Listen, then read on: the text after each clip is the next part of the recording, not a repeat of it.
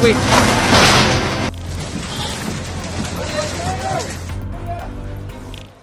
Sexta-feira, 17 de julho, quase 3 da tarde.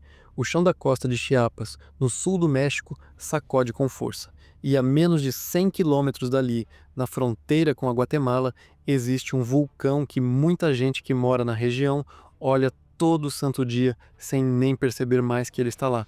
Vem comigo até essa fronteira, porque hoje a pergunta que interessa não é só o que tremeu, isso mexe com o vulcão também? O tremor teve magnitude 7,3, segundo o Serviço Geológico dos Estados Unidos, o USGS, com epicentro no oceano, a 48 quilômetros da cidade de Aquiles Cerdã.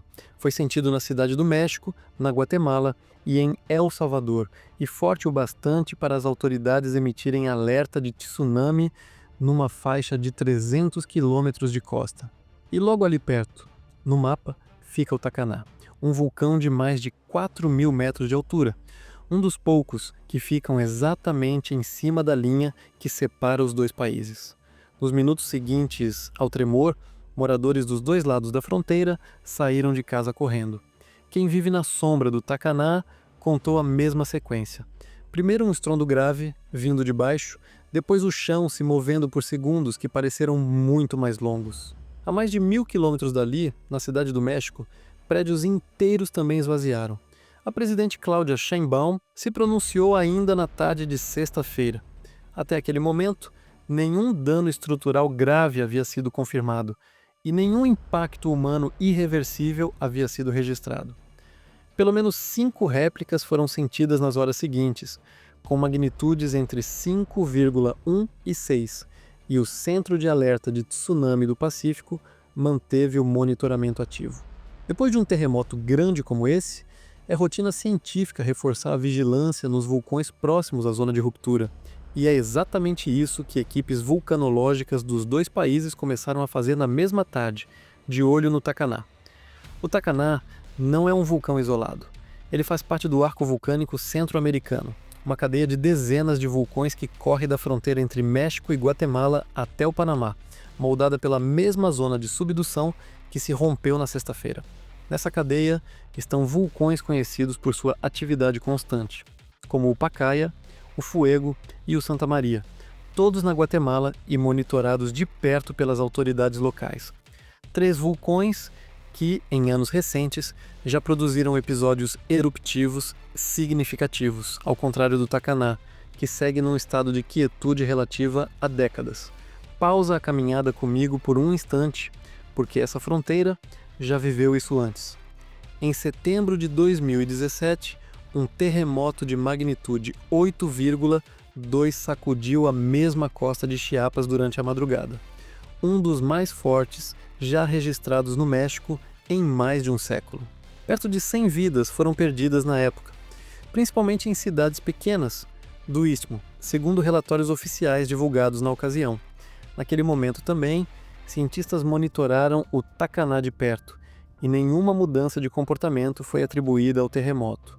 Aquele terremoto de 2017 também impulsionou investimentos em monitoramento vulcânico na região, incluindo a modernização de estações sismológicas perto do Tacaná e de outros vulcões do arco centro-americano.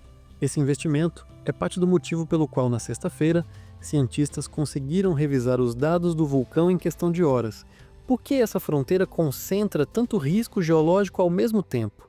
A resposta está na mesma linha que passa por baixo do oceano, na frente da costa de Chiapas. Ali, uma placa inteira, a placa de Cocos, desliza por baixo do continente, devagar, como uma esteira que nunca para.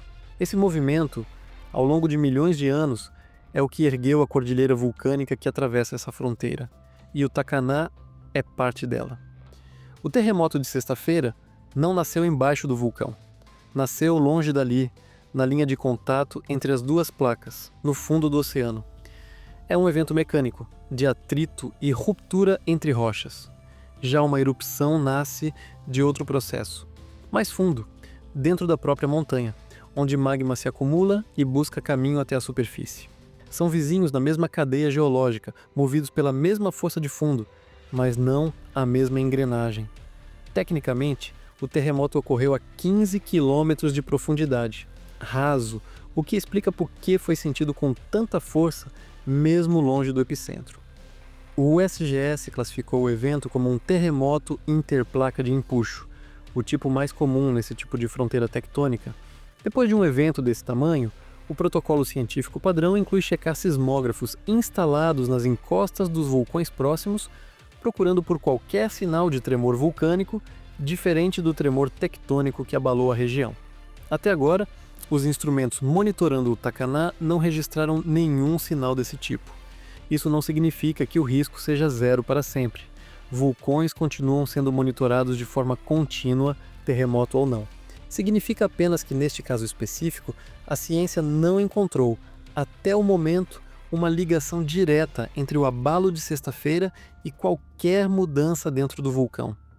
Vale lembrar que a relação entre terremotos grandes e vulcões próximos já foi documentada em outras partes do mundo, embora nunca como uma regra automática. Em alguns casos históricos, tremores fortes anteciparam mudanças de comportamento vulcânico dias ou semanas depois.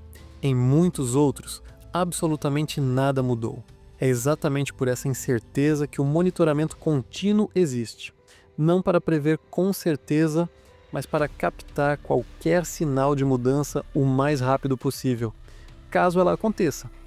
No caso do Tacaná, os cientistas seguem essa mesma lógica: observar, comparar e nunca afirmar mais do que os dados permitem. O alerta de tsunami segue sendo monitorado pelas autoridades do Pacífico, e é esperado, não um sinal de piora, que a região sinta réplicas nos próximos dias e semanas até a zona de subducção se acomodar de novo. Ninguém pode afirmar com certeza o que vem depois. O que existe hoje é vigilância constante, tanto sísmica quanto vulcânica, e é isso que protege quem mora entre a falha e o vulcão. Nos próximos dias, equipes de geólogos e vulcanólogos devem seguir circulando pela região, coletando dados de campo para complementar o que os sismógrafos já registraram. Esse tipo de trabalho raramente aparece nas manchetes, mas é ele que constrói, ano após ano, o conhecimento que permite distinguir com mais segurança um terremoto isolado de um sinal de alerta vulcânico real. Todas as fontes científicas e dados usados nesta reportagem, o USGS, agências mexicanas e cobertura internacional estão linkados na descrição para quem quiser se aprofundar.